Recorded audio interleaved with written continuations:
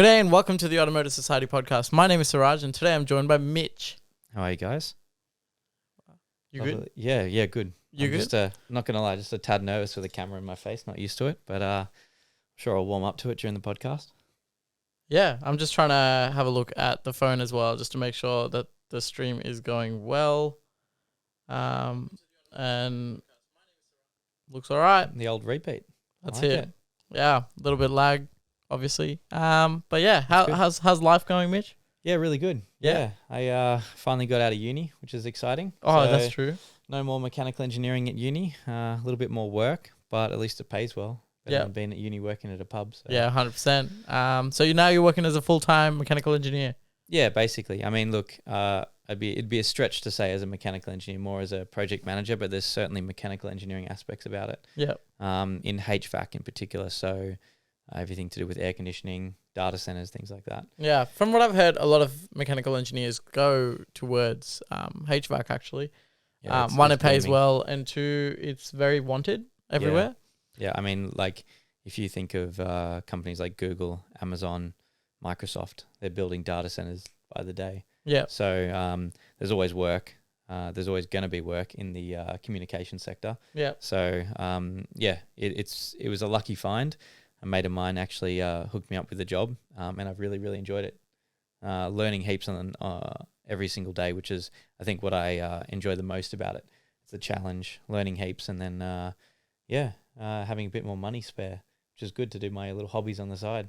Yeah, 100%. I feel like it's a good place to be where you get to do something that's got nothing to do with your hobby or your passion. But then you come home and you're suddenly rejuvenated because you're like, oh, I haven't done this in a while. Let's do it. Yeah. And you get to work on the car, which is good. Which I reckon I complain about a lot working in the automotive industry. I always complained about when I got home, the last thing I wanted to do was work on my car because that's all I've been doing all day. Yeah, absolutely. I mean, like as a bartender for 6 years, coming home and then having to clean. It's like that's what you do the whole time when you're working is clean and pick up after people, and then having to do that when you get home, it's not something you want to do. So I understand, working in the automotive industry, working on cars every day, then coming home and someone go, hey, do you want to come work on a car with me?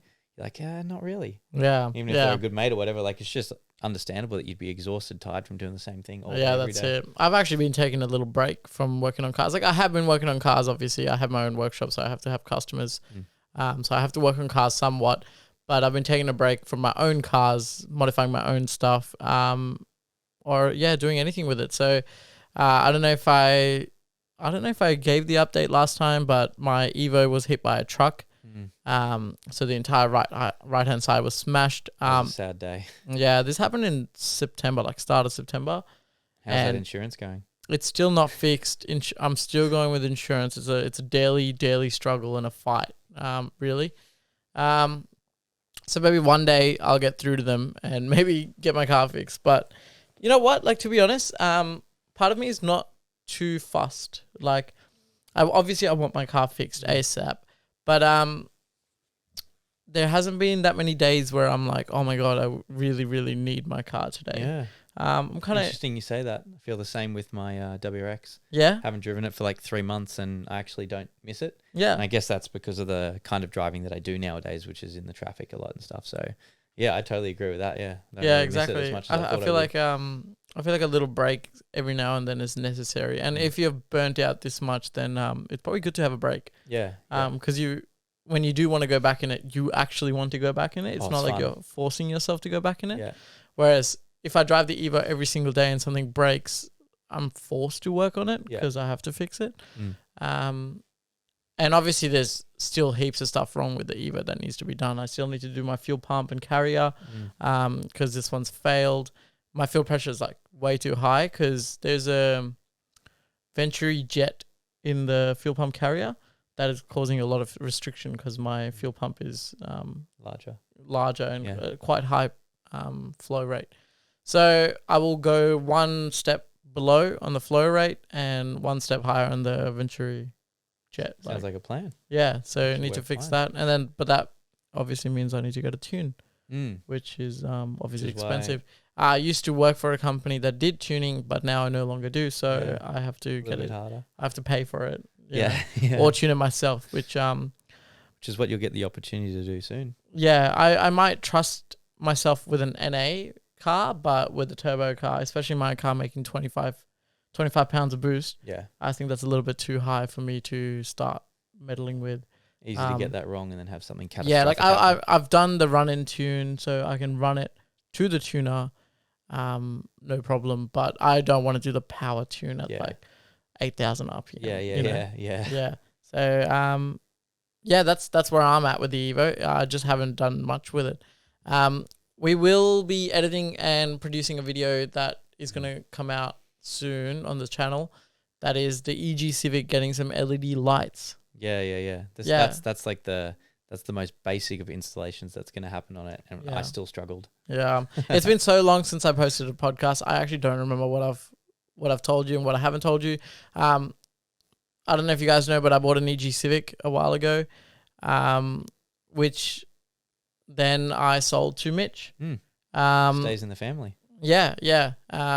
With obviously, I love the car so much. Mitch needed a daily, and I had too many cars lying about, so I needed to get some space, which didn't end out well anyway. Now I have no space again. Yeah, again. I don't know what happens. I don't know, you just keep buying more cars, more stuff, more equipment. What is I it? feel like I didn't even buy them that much. Like I feel like they just roll in and just stay. Yeah. Yeah. A project comes in and then it just never leaves. Yeah, I think with the Civic though, it was a bit of a necessity for me. I don't know if I've mentioned this story on the podcast, but my granddad doesn't drive anymore, and so he gave me his Honda Accord Euro. Beautiful car, 2004, 60,000 Ks, possibly one of the greatest dailies you could ask for. Yeah. That was going to be mine for a little while, and was going out to my girlfriend's place and got rear-ended by a Navara, 18-year-old in a Navara. Not that I'm saying anything against 18-year-olds, but his first comment was, "Oh, I promise I wasn't on my phone." Yeah. But, stuff happens, and you got to make the best of it, and what better way to improve a situation like that than buy an EG Civic and put all the running gear from an Accord Euro into it, That's it. When you've got it available, you may as well. Otherwise, it just ends up in a scrap heap, and, I wanted to make the best of it. So, yeah, that's the plan, and that's going to be the Civic in the near future, which I'm very excited about. Yeah, fair enough. Like, I'm obviously super excited. I'm doing all the work on it. Keen to learn more about Hondas. Like, from what I know, I'm very excited. The more you look into Hondas, the more you realize that, they're probably the pinnacle. Like, they're amazing. Yeah, and like so many interchangeable parts, especially on the older cars. I mean, that probably applies to old Subarus, old Toyotas as well. But my goodness, the aftermarket support for Hondas is fantastic. You go onto Hard Race and they've got every single suspension replacement component for an EG Civic. Yeah. And so I had to buy one of each. In that case, like, we'll have to get to that because Mitch has been going absolutely bonkers buying parts for this Civic. Yeah. So much so that he's even bought himself a spare Civic. Yeah. A Civic to replace the Civic daily. That's how it works. Basically, I think... Well, I'll start from the start. So we want to put a K24 A3 in the Civic. Leave it an A for now. Put a manual gearbox in and run a good healthy amount of power, and just take it for track. So it'll be a track only car. Roll cage, full suspension, track brakes and everything, and just have fun with it. Like something that we haven't done too much, you haven't modified your car too much because it's fairly new. Yeah, the STI is just like modification so it doesn't explode on the track. Radiator, brakes. There's not much you've had to do with it. I feel like you haven't reached the limit of the car. Oh, yeah, no way. Yeah. Once you put good tires on it and it reaches another limit, then you need more power, then you need whatever. So, the STI was great. It was a good little daily while it lasted, but with the current fuel prices now as well, man, far out. It's very hard to run a car like that daily. Yeah. 380 Ks out of a tank, you fill it up, $2.30 a litre, 55 litres. Like, it's ridiculous. Yeah, it's pretty expensive. Over $100 per tank. And I fill up twice a week with that car. So, yeah. The EG was a breath of fresh air. Comes in, 40-litre tank, 600 Ks per tank. It's ridiculous. Unbelievable. Yeah. And you can put like 95 in. And I put 98 in it. Always. You treat it too well. Yeah. But, you know, it's fun. Also, the fact that you can go full throttle in an EG Civic. So we have a carbureted 1.5 liter. You can go full throttle in it and you're nowhere near the speed limit. Yeah. I blast past speed cameras, not even worrying that I'll get caught. It's a good feeling because it's hard to speed in it. You know what I mean? Like you're driving along and you're, how fast am I going? 55 and a 60. Yeah. How good's that? Yeah. You're rolling in the STI in fourth gear and you're going 75. Yeah. Just faster than most speed limits in New South Wales as it is. You know, all the standard ones. Which I know it sounds fun to have a fast car, but it's actually way more fun to have a slow car and you drive it, 10/10s all the time. Yeah, for sure. And that's the same as the track as well. You have a fast car on the track, like an STI, it's worth 50 grand or something. If you crash that, that's a massive asset that you just lost. Yeah. You take a $5,000 Civic on the track that has, $15,000 worth of mods and you crash it. Yeah, it's going to suck, but it's not 50 grand. Yeah. And the setup that we're going to have is probably going to be twice as fast as the STI anyway, or stock one at least. Yeah. Well, it weighs probably 900 kilos. Yeah, less. And makes like a healthy 250 horsepower at the wheels. Yeah. And probably more torque than the STI would make, especially low down. Yeah, probably. So, it's going to be great coming out of corners. Lightweight, nimble, torquey, decent horsepower. So yeah, super excited about the EG. I think that's a great project. I think neither of us were Honda boys until I bought the EG Civic. I bought it as a daily for myself, and then soon realized that, oh my god, this thing the potential is insane with the aftermarket, with the power, and all I need to do is do one engine swap, which is not even a hard engine swap. It's a Honda to Honda. Yeah. I know it's like, 20 years newer, the engine? But still, at the end of the day, it's a couple of engine mounts, a little bit of... I know on the EG, you have to cut a little bit of the subframe or the chassis just to fit one or two things in. But at the end of the day, the whole swap is fairly cheap compared to... Yeah, minimal fabrication for an engine compared to swap like a Subaru or a Nissan or any other brand that you go for. Yeah. It's obviously a lot cheaper. And Subarus, they're quite tightly packed. Just changing the sump on my car was a hassle without really taking out the engine. That's it. All the engine mounts off, jack up the engine if you want to do it without taking it out, even drop a subframe if you want to. But the Civic is just accessible. Yeah. It's a massive engine bay. Get the Hasport engine mounts and gearbox mounts, and away you go. Ready to send. I used to think for the longest time that I didn't want a front wheel drive. And while that is true, I kind of enjoyed tracking my Evo and it was really fun. And then at the end of the day, if you think about it, you tracked an STI and I tracked an Evo. So at the end of the day, an all-wheel drive car on the track drives very similar to a front wheel drive. Nothing like a rear wheel drive. Yeah, like a rear wheel drive drives very differently to an all-wheel drive and front-wheel drive.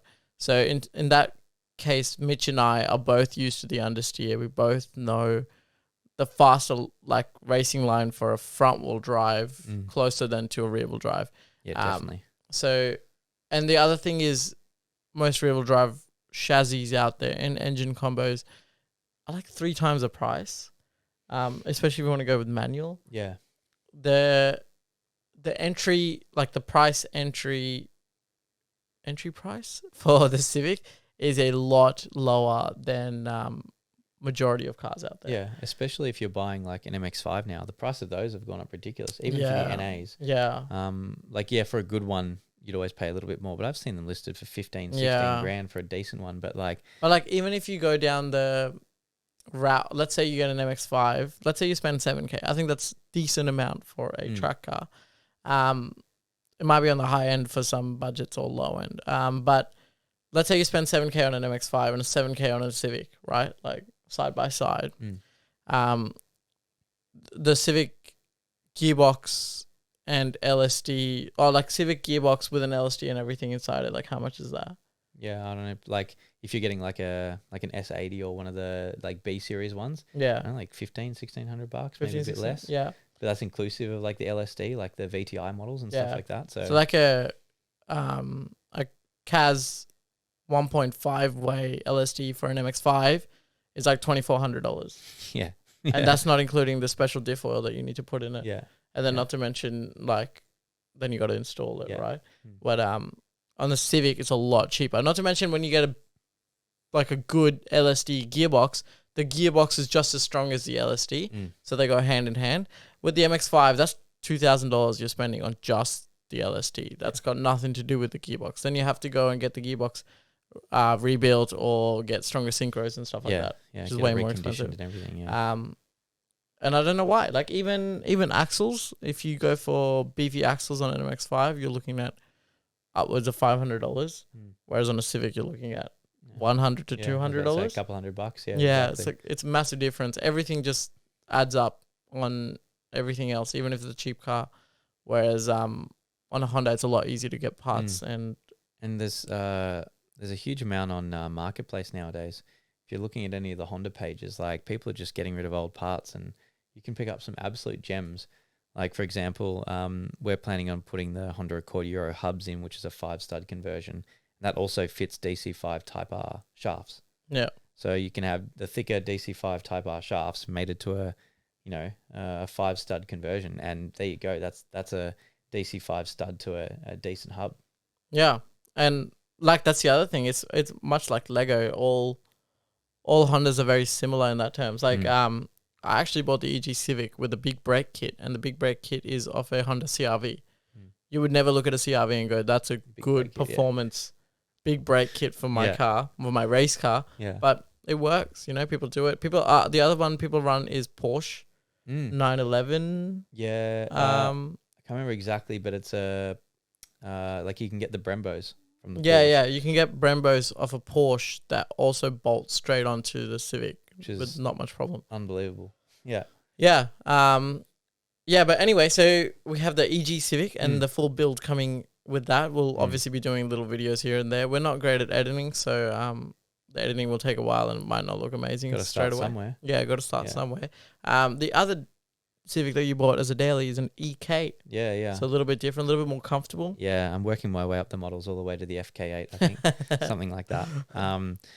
So obviously the EG is going in to get all this work done, and the whole reason I bought the EG originally was as a daily to stop driving the STI. Yep. I then made the most out of it with the Accord Euro being crashed. Now that it's going in, I needed another daily. I didn't need another daily. I probably could have done without one, but picked up an EK for $4,000. Manual. It's got the D16Y, so it's the slightly larger one. Yep. All the internal interior stuff is fine. There's no rips or tears in any of the seats. The boot's a little bit larger, so I can fit more in it. Yeah. It's still a hatch, so I still have, I can stuck. Last time when I drove the EG to Bunnings, I picked up a I think it was a 72-inch workbench with built-in, drawers and all that sort of stuff. That fit in the back, and it would easily fit in the back of this now. That's insane. That's like 300 kilos. Yeah, something like it was like 100 and I think it was like 207 kilos or something like that. Oh, okay. And I had myself and Max, one of the other executives from the Automotive Society, sitting in the front seat, cramped up like this against the dashboard, and me driving like this because the thing was in the back, and still got home unloaded. That's insane. That's so much weight for the little feels Civic. like a little Hilux. It's yeah. Fantastic. Well, that Civic's super practical. Hatchbacks are really good, and most people love them because of that. So yeah, super keen to see it be a completely different purpose. From the reliable, comfortable daily with lots of fuel economy to a powerful track car that's super light and going to be impractical. Yeah, and it's going to be a really awesome learning curve for myself. I do a lot of like basic services on my cars, everything from gearbox to diff to engine oil, filters, that sort of stuff. Yeah. But very, very little fabrication. Yeah. Maybe I've made a couple of mounts for go-karts and things like that, but that's really about it. And they're quite simple because it's accessible and easy to do. But this will be a really, really awesome opportunity for me to actually understand what's in the car, how it works, how it goes together. And I think that's another reason that like drove us to doing that. Yeah. Just a massive learning curve and ability to do it, because you have your workshop. I have the car that's crashed that has all the parts in it. And we're having a little bit of extra time over Christmas now, so hopefully get some more work done on it. Yeah, we just got lucky with a few little things, so ended up it's going to be a lot cheaper than obviously if you didn't have an Accord Euro to start with. Yeah.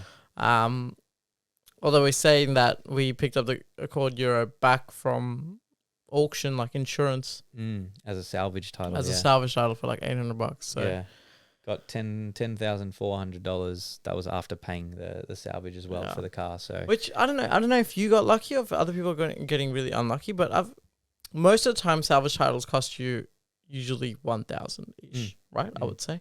I spoke to this guy yesterday who crashed. Well, someone crashed into his STI Hawkeye. Oh, my favorite one. Smashed up the front end, and his insurance gonna write it off. And he was like, "I'll buy the salvage title back. $4,000. Yeah, $4,000 for his salvage title. $4,000 is a lot of money. Yeah, yeah. Considering the car's only worth like $10,000 more than that.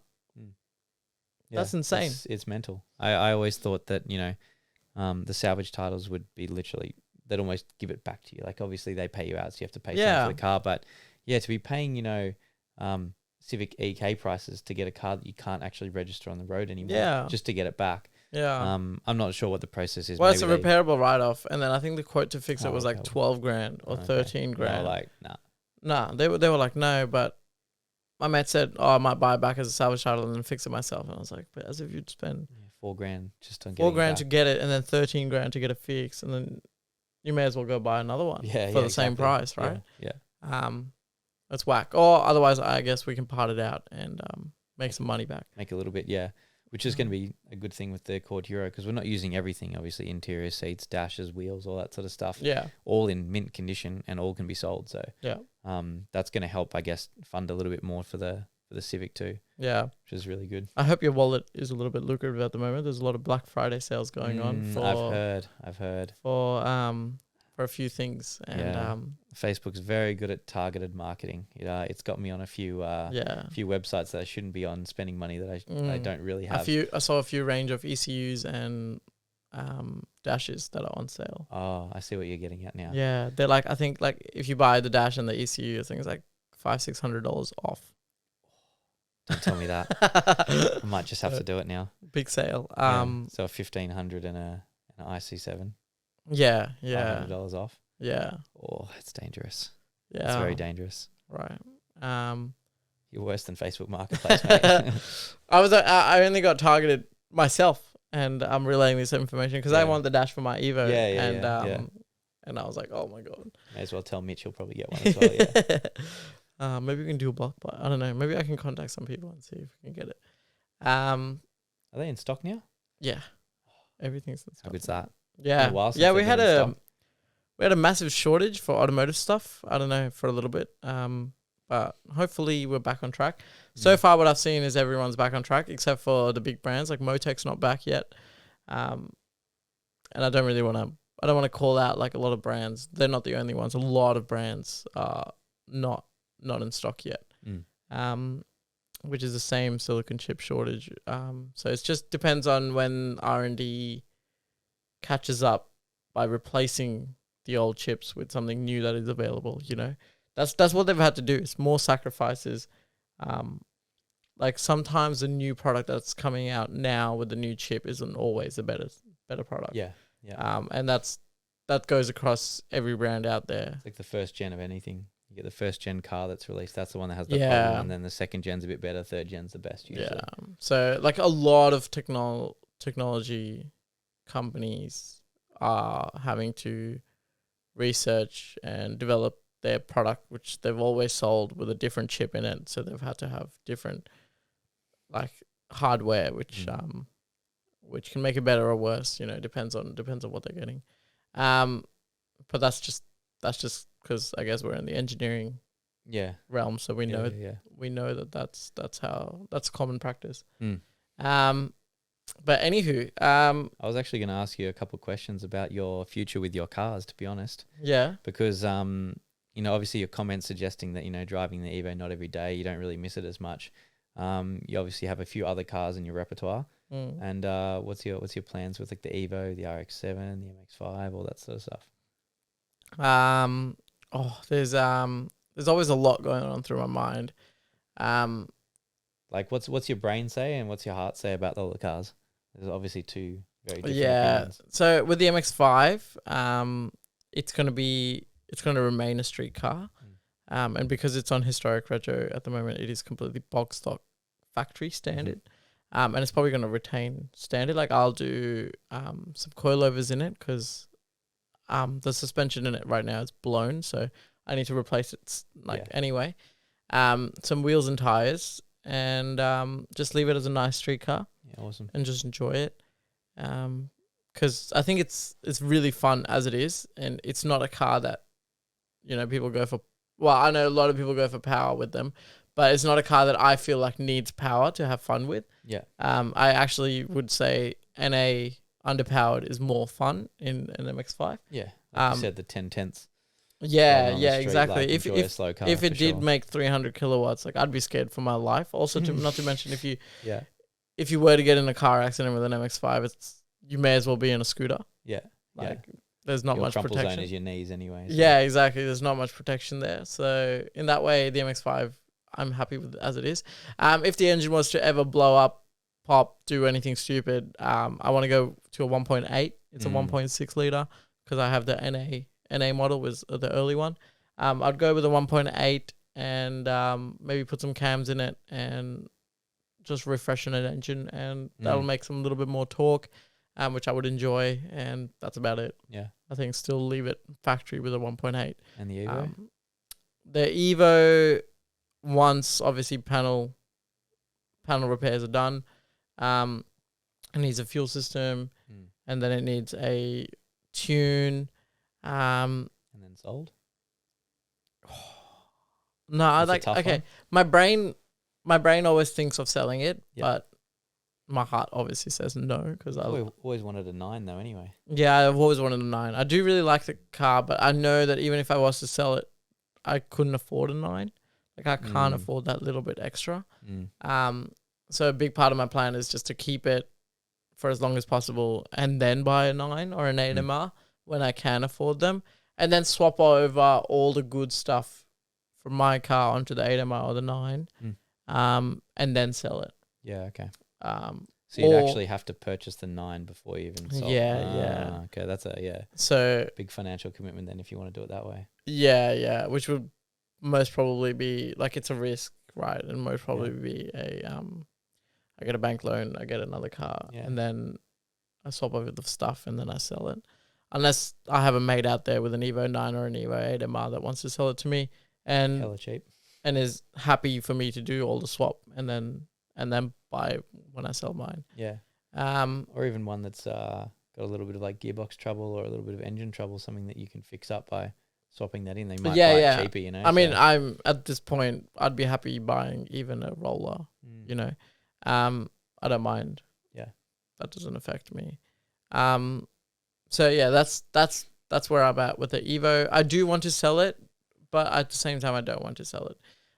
If I was to sell it, I wouldn't be able to buy anything that's even close to it in comfort, performance, and street car, like that's practical. It's a 4-door, 5-seater with a big boot, you know, and it's 4-cylinder, so it doesn't cost me an arm and a leg with fuel. If I was to replace it with anything that's even close to that for the money I've spent on it, I'd money, time, everything on it. Yeah, like I'd either be in a, you know, like a Euro car that's going to cost me a lot more to maintain or whatever, or I'd be in a really old like luxury car, which is like a Mercedes or something. But that's what I meant, like a Century, or like a V8, you know. Yeah. Which right now is just not practical, not feasible. Yeah. So that's the Evo. What would you do with the money if you sold it and you weren't planning on buying a 9 or doing something like that? Would you put it towards the... I would immediately go out and buy a track car, like a cheap track car. We could race together. Yeah. That'd be fun. I would immediately go out and buy a cheap track car just so I can have something that would give me seat time and I wouldn't be worried about it.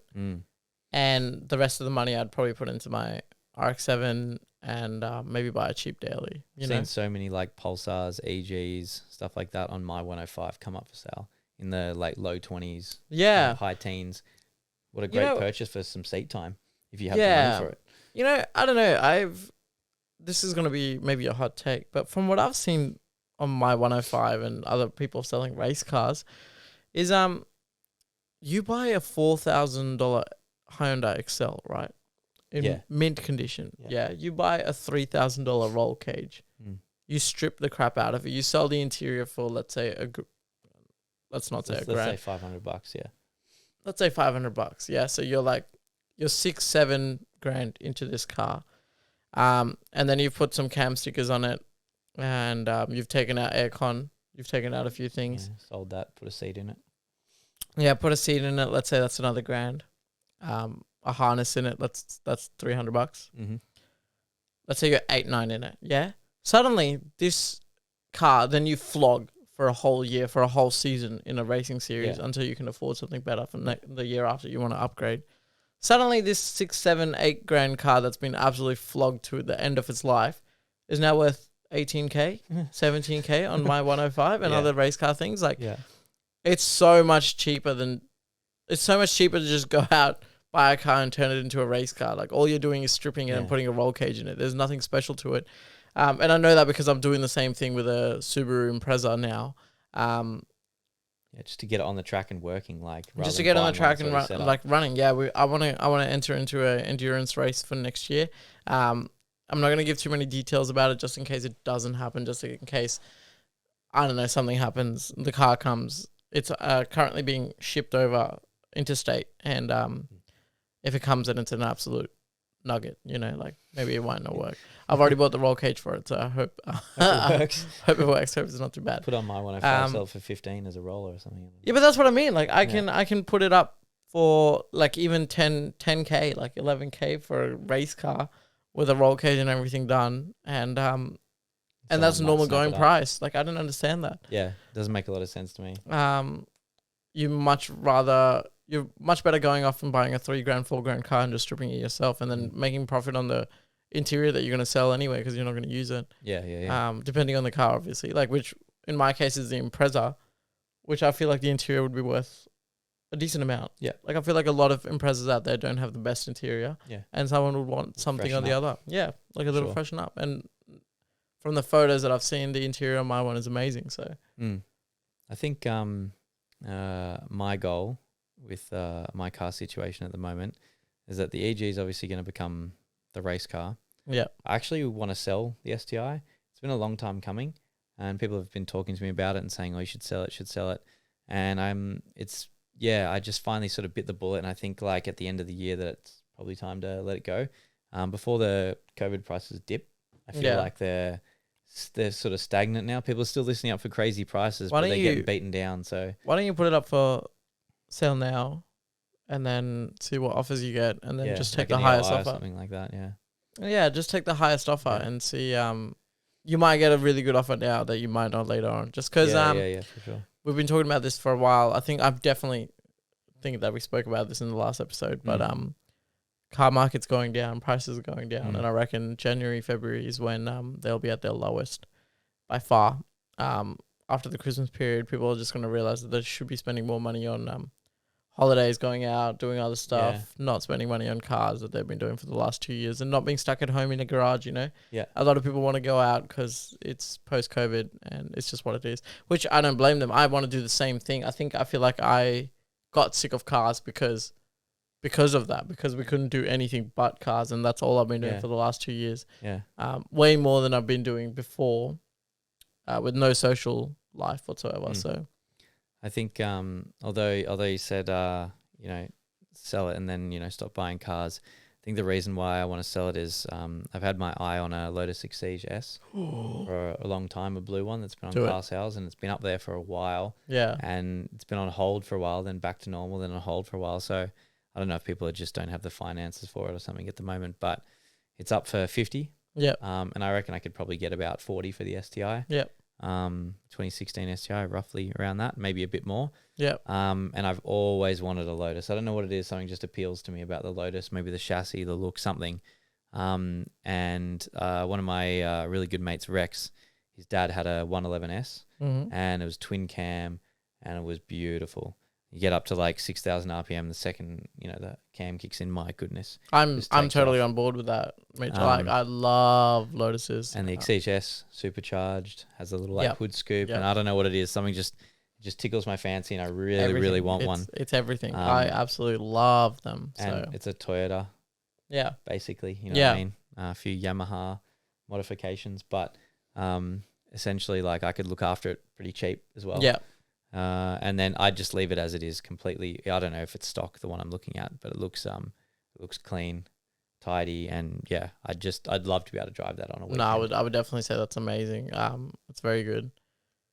Yeah, 100%. But then obviously the EK is a really practical car that allows you to do that as well. Yeah, right. Like, so that's where my fundamental is, the fact that it's always well and good to get like one or two cars, or say that I'm just going to have a weekender and one daily, but then like you normally want your car to do a little bit more, and then you go, especially if you're a car person, a little bit more from this, a little bit more from that. Yeah, and then like I believe in purpose-built cars a lot, because I'd rather a car to be like really good at something rather than be jack of all trades. Yeah. That's just me.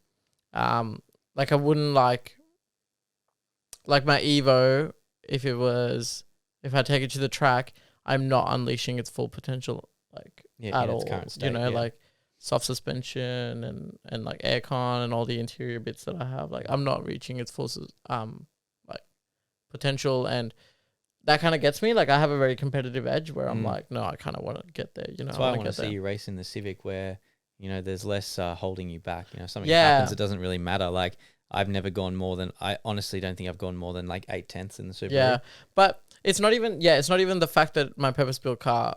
It's not even the fact that the Evo is comfort-based. It's also the fact that, man, I got to drive this to work next week. Yeah. Like how much can I possibly push it without breaking it? Yeah. I don't want to break it. Yeah. Like last time I broke it and I was kind of happy because I had another daily. Yeah. Now it's a different story, Same as a weekender car, like you want it to be a weekender, but then you want to have lots of fun with it, and then you can unleash it more on the track. Like you can have more fun with it on the track. And then if you're having so much fun on the track, then like you're either driving it illegally on the road because you've started doing modifications for the track. Yeah. Or like, and then you have the stress of driving on the street where you're like, oh my God, I hope I don't get caught for this. I hope I don't get defected for this. Which is another stress that I just feel like I don't need. Like I'm too old for this now. Yeah. When I was young, I did lots of stupid shit, lots of modifications, drove a lot of illegal cars. Yeah, but I straight piped a Holden Cruise. Remember, that was pretty stupid. Yeah, that sounds pretty stupid. Sounded epic. 1.4 turbo. But now that you look at it, you don't want that stress. You just want to enjoy a car for the sake of enjoying a car. Which I feel like now with the Evo, I will always have that stress. Unless I pay for the top cover, not fire and theft, like third-party fire and theft. Like now I feel like I have to get top cover because of how much hassle I'm going through with insurance with the Evo. And at the end of the day, if I think about it, the Evo is not a brand new car, like it's hard to get parts for. Yeah. I had to shop around for a panel beater to get the right one, because a lot of panel beaters don't touch old Jap cars. So that's why I'm kind of like, it's a little bit more stressful than it needs to be. If I had a brand new car, let's say even something not boring like a Corolla, let's say even if I had a i30N, I know it's more expensive than the Evo, but let's say I had an i30N, I wouldn't be worried. They still make parts for them. It's a brand new car. Yeah. At the end of the day, I take it to the panel beater. The panel beater can get us directly from the dealership, brand new stuff, and all I have to do is pay my excess, or whoever fault it was pays their excess, and bada boom, bada bing. Whereas my Evo was like 3.5 weeks of sourcing parts and secondhand parts. Like it needs a door replaced, but I can't get a brand new door, so I only have the choice of a secondhand door, which like it is what it is. But it wasn't my fault. Someone else crashed into me. And now you're why the hell do I get a crappier product? Yeah. Like my door was a lot better than whatever secondhand door they're gonna get. Yeah.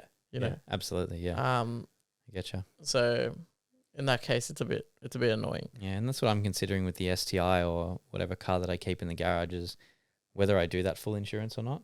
It's like if I'm only driving it twice a week, like on a Saturday and a Sunday, do I really need to be paying a crazy amount for comprehensive for it? I mean, being a little bit older now, like being 27, I I'm not really hit with those under 25 sort of prices. Yeah. The moment I got over 25, it went from $2,500 or $2,700 for the STI down to $1,400. Yeah. Which is a massive decrease, right? I don't think I've gotten I don't think I've gotten a quote after turning 25, so maybe I should try that. Yeah. But the other thing is you can go the completely opposite route where you go like, well, my MX-5 or the RX-7 will be, historic retro or conditional retro. Fully comprehensive insurance for that is $300 a year. Yeah. So good. And yes, I don't drive it that much, so that's perfect for me. Yeah. And then in that case, I'd much rather have a cheap Civic Daily or something practical and like slow as a daily that I can't get caught speeding in. Because that's the other thing with the Evo. 1 second gear pull and I'm doing like 110. And like, yeah, I don't need to be doing that, know. That's M2 speeds. Yeah, literally. Like I can only do that on the on-ramp to the motorway or the freeway, and that's it. I'm then like, shift up and just cruise. Yep. Yeah. Which is like kind of boring for the car. Yeah, exactly. Especially now that I have so much more in it at the top of second. Yeah, I have a twin plate clutch and I have like a big turbo and I have all this power, and what am I using it for? No reason. Like my 60 kilowatt Civic can do the same thing. Yeah. I can still get up to 110 in the Civic. Yeah, exactly. So it's almost useless. That's the only thing that I have with the Evo, because I also don't think I have enough money to make it a track only car. And I obviously don't have money to buy a daily that's better than it. Like it's so comfortable. It's so good that I feel bad for... I would feel really bad if I stripped it out and made it a track car. Because if I did that, then I'd be driving around a MX-5 every day. Yeah. And then it's like my track car's way more practical than my everyday car. Yeah. And that's kind of a waste, So I don't see the Evo being a track car unless I have money to buy something more practical than it right now, which is kind of hard to find. And better as a daily. Yeah. Like, especially for the amount of money the Evo is, it's hard for me to get something equivalent that's better as an everyday car. Well, we have go-karting coming up this weekend. We do. Yeah, are you ready? I'm not going go-karting. I'm working. I have to work. I'm working this Saturday, so... What time are you working? I work, 8:30 to 4:30. Oh, that's so shit. Right in the middle of the day. Right in the middle of the day. Oh. If we went Sunday, I would have come. I can't change it now. Yeah, it's a bit late to change. Yeah. Far out. So you're not coming go-karting, really? No. You know what? Actually, from what I found, a lot of execs are not coming. Tom's not coming. Max isn't going. You're not going. Ali's not going. That's 4 out of 8. Holy shit. Half of them aren't going. Yeah. Unbelievable. Ethan's sick, so I might not go. Sick. Alex is working. I'm working. I'll go there by myself then. It's basically just you. Yeah, I'll just pay the $1,000. And maybe Tommy Williams. I'll just pay the $1,000 up front and that's it. Just me and Tommy will race all day in the Grand Prix. Have you put a deposit down? Yeah. Well, it's only $1,000. No, as in we put a $500 deposit for the day. Yeah. We only need 10 people to go. We've already got how many people are going? We've already got more than 10 people saying that they're going. Okay. So it'll be fine. That's good. But that's a little bit upsetting. Yeah, I enjoy that because I know how competitive you get with that sort of stuff as well. So I was looking forward to racing. Maybe maybe I can get the day off. Like maybe I can swap my shift with someone else. Do the Sunday. Are you doing Sunday as well? Nah. Should have taken the Sunday. Double pay, isn't it? Yeah. Oh, unlucky. You coming skid pan though?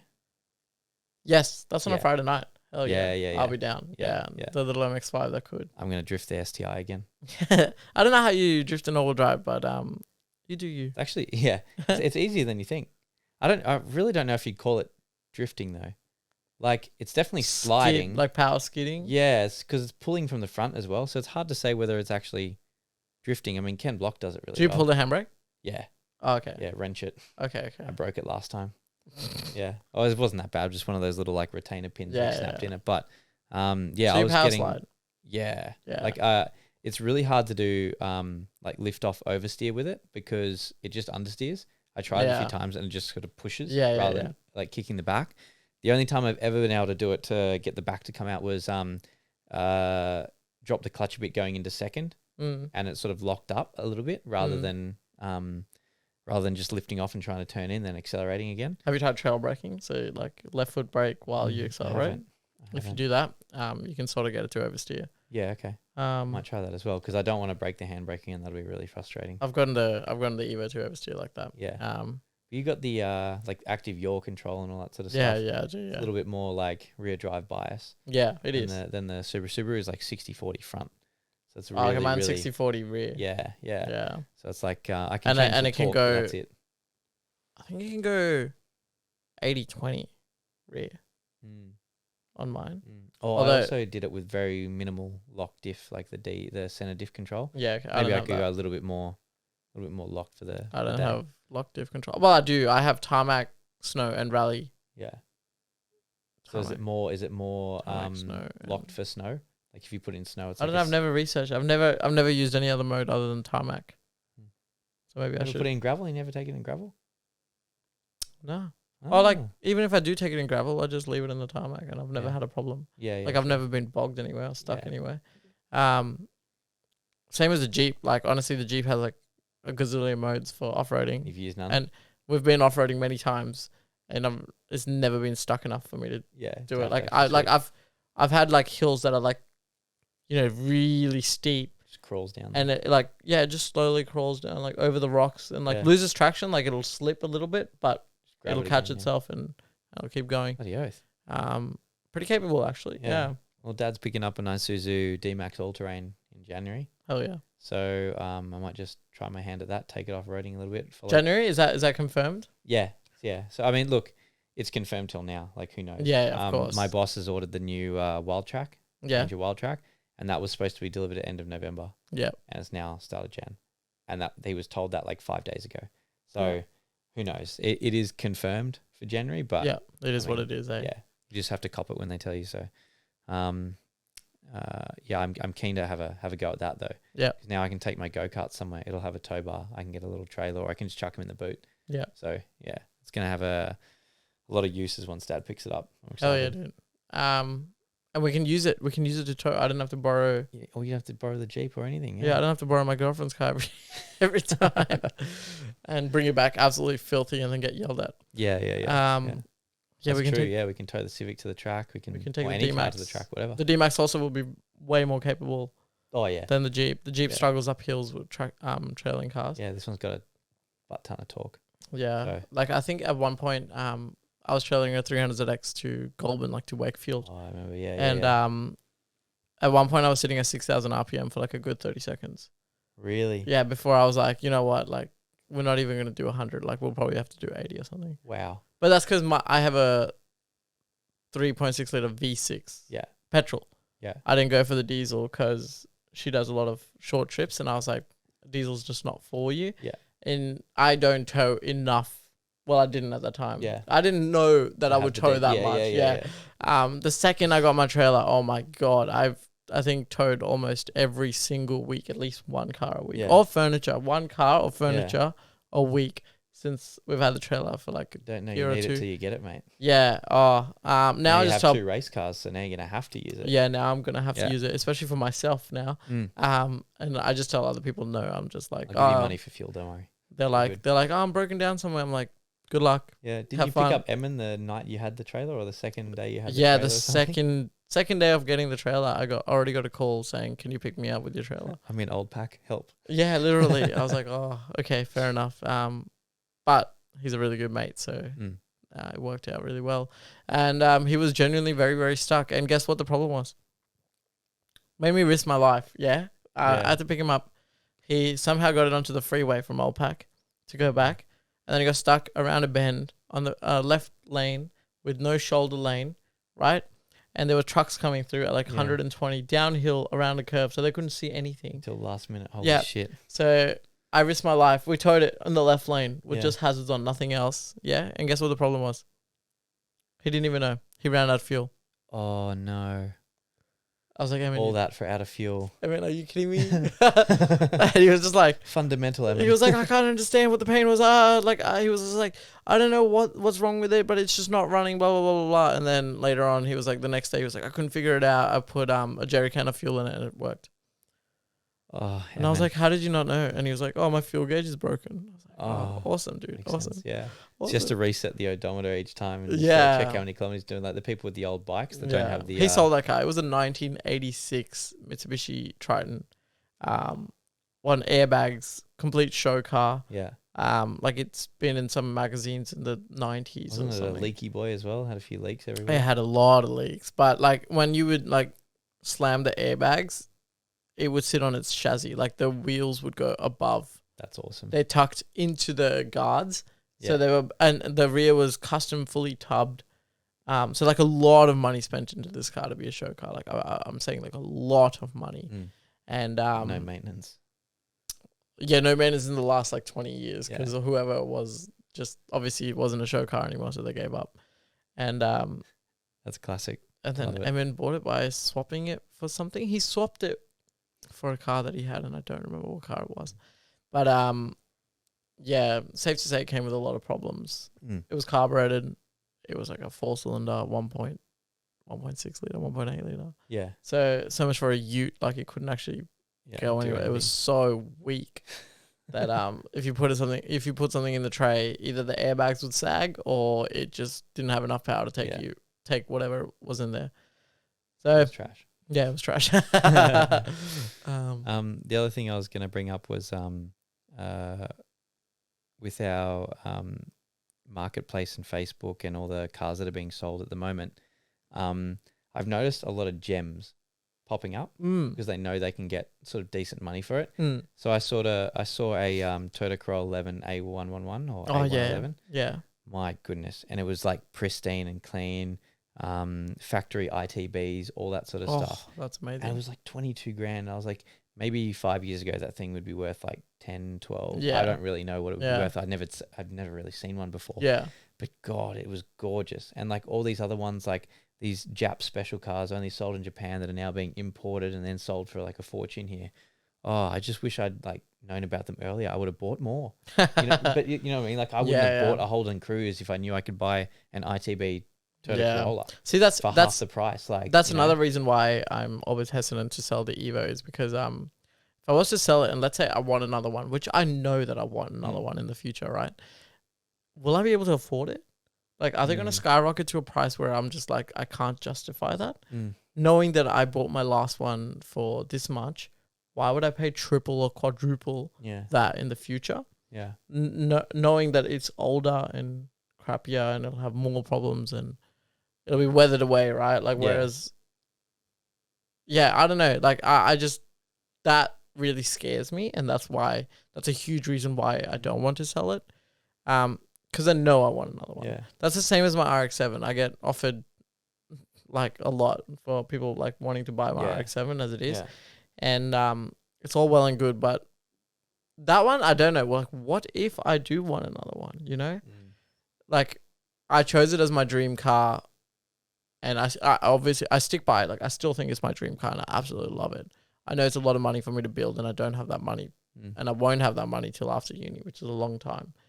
But what if I want another one? Will I spend $100,000 on another one?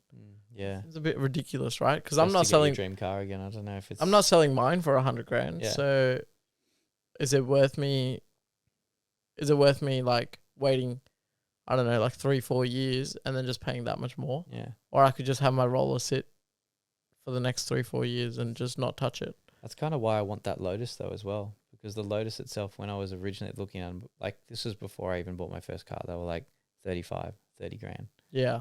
You know what I mean? And now they're closer to 60. Yeah. And I don't think that's necessarily because of COVID either. So, I'm thinking that, you know, if I sell the STI, like the STI is the top of the range for that kind of car, but it's not the desirable model. It's not a Hawkeye. It's not a, you know, late model, limited edition spec R. But it's just a stock standard premium STI. Yeah. It'll hold its value relatively well, like most STIs do. But it's not, I don't think it's going to be one of those cars that skyrockets, but I don't think I'll ever lose money on buying an Exige S for $50,000. No. You know what I mean? No. But I'll probably not be able to sell my STI for $40,000 in 5 years' time. Yeah. So that's the other thing. Like, I wouldn't mind swapping it for a car that's also going up in value now. Like, in that case, like, you know how I really want my FD running, right? Like, what if I just swap my Evo for an FD? And then just drive an FD for the next 3 years, and then I can either build mine or sell this and buy an Evo again, or do what I want, you know? Because an FD suits my lifestyle a lot more right now. Because that's rather than sell for cash and then buy later, you'll sell for another car that could potentially that will also be worth the same money, but and I get the same enjoyment out of it, right? Like another FD, I would get the same amount of enjoyment out of it, and then at the end of the day, I can choose like which of my FDs I sell, or if I want an Evo, and then what do I do, right? Yeah. Depending on that. Because in my lifestyle today, I don't need a 5-seater, 4-door practical car. I don't. You have access to other cars that are useful, like the GP, and if you really need to use it, you can, you know? If I really need like a practical car, I can just borrow a car. But realistically, I don't. Like I'm by myself when I'm normally traveling. I don't normally take passengers, and if I do, it's maximum one passenger, which is my girlfriend. So a 2-seater is more than enough. And you know what I'm trying to see is, obviously I'm getting older every day. My 2-seater impractical sports car is sitting dead in my workshop, and my 5-seater practical car is running now. But I don't have kids, and I don't need my 5-seater practical car now. But I will need it in the future. And when I finish uni and I have enough money, maybe with a job, to finish the FD, I'm going to finish the FD, and then I'm going to be like, oh my God, it's so low. My knees hurt to get in it. Oh my God, it's so impractical. I have dogs, or like kids I need to cart around, or something or the other. Then the Evo comes in, and I'm like, the Evo is a perfect car for this.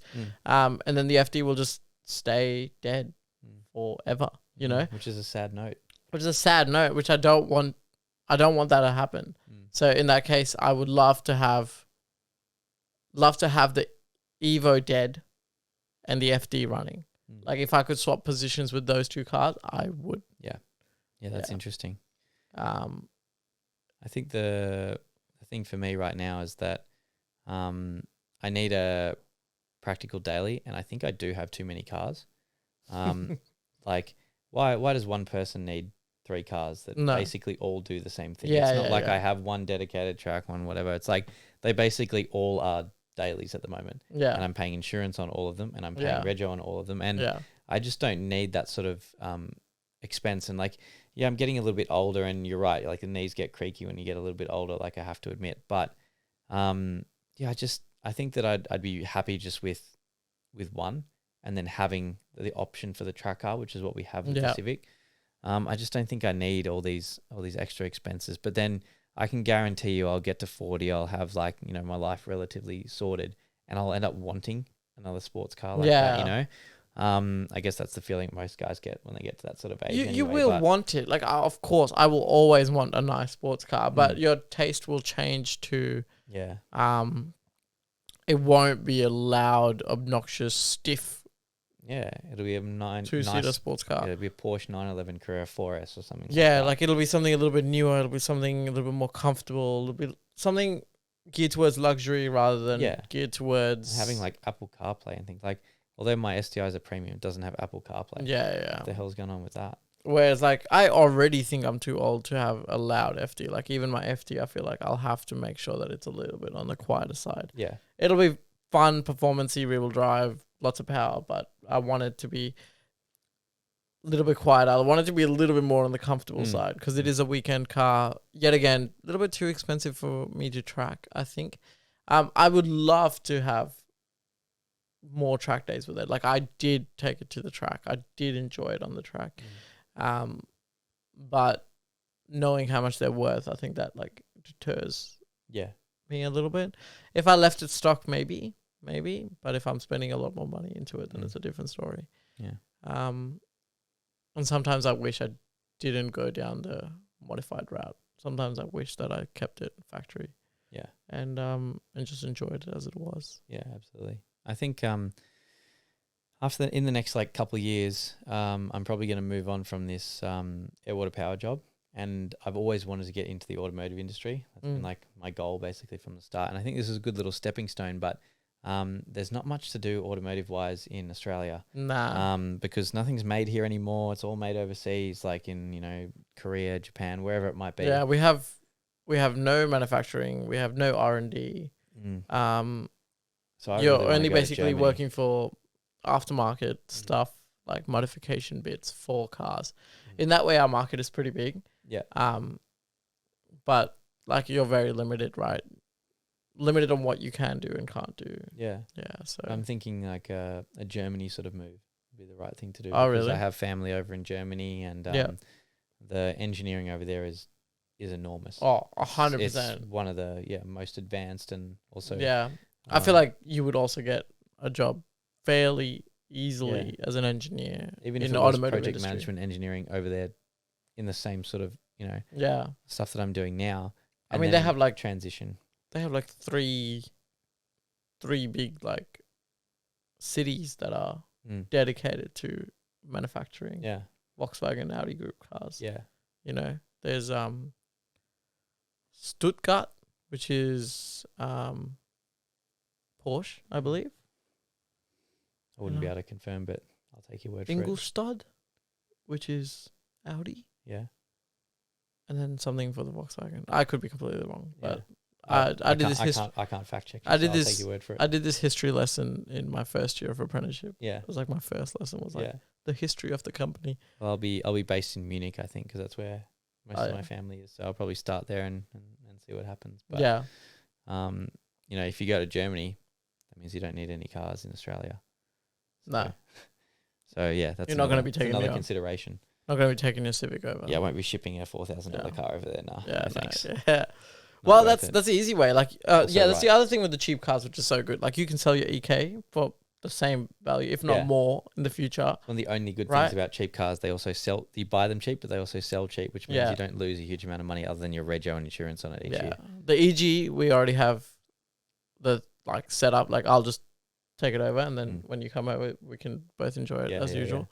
And the STR you're already planning to sell, which is going to be the hard selling car, really, out of all of them. Yeah.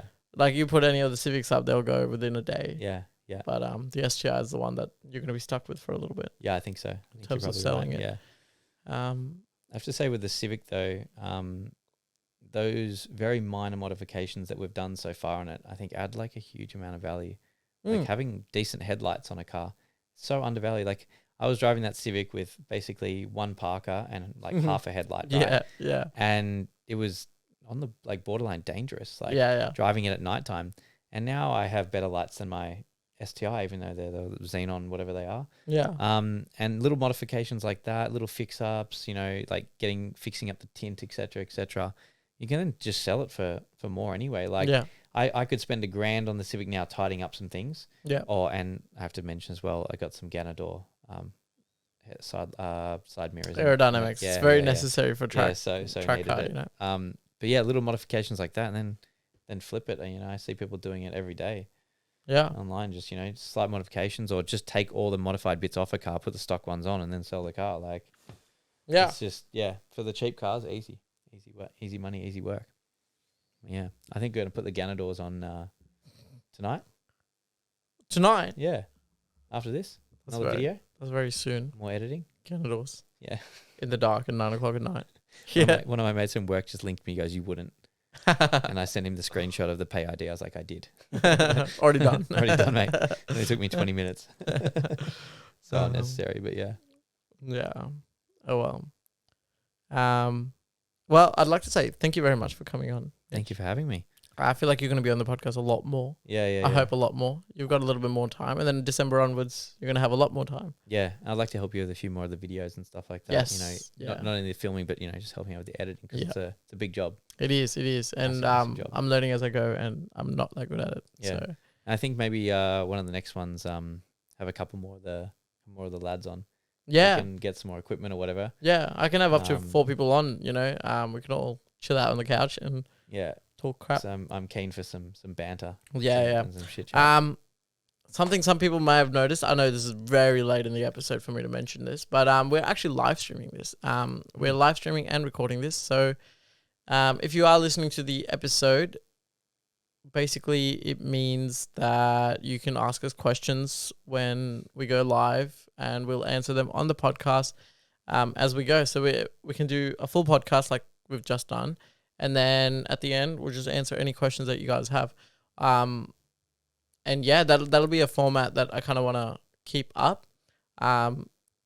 This yet again is our test stream, more like. And then I also need to extract audio out of this. So there's a lot of things that I need to learn how to do, and I don't know 100%. But once we sort that out, I'm hoping that this podcast will be a little bit better for viewers in terms of interaction. Yeah, get a lot more interaction in, and just get more involvement for everyone, like my friends, and you guys and everyone. Yeah. Absolutely. So thank you very much for having me on. No, and the next one. Thanks guys for listening, and subscribe to the YouTube channel, and just ring that notification bell. That's what it's called. Yeah, press that button, and you'll get notified when we go live. And so you can ask the questions on the go. At the moment, no particular schedule on when we stream, but hopefully I can come up with that once I figure it out with everyone else. It's the fact that I don't have to line. It's not just my schedule I have to line up. It's everyone's schedule who I want people on to line up. So it's a little bit harder to do. Yeah. And hopefully, I know I say this every single time, a lot more episodes coming in. Hopefully we can do this at least once a week from now on. And some install videos and some other exciting stuff. Yeah, there's other videos happening. Well, we definitely have recorded a video, so it's just a matter of time when we have time to edit it and then post it up. And that'll all be happening. So thank you very much for watching, and we'll see you next time.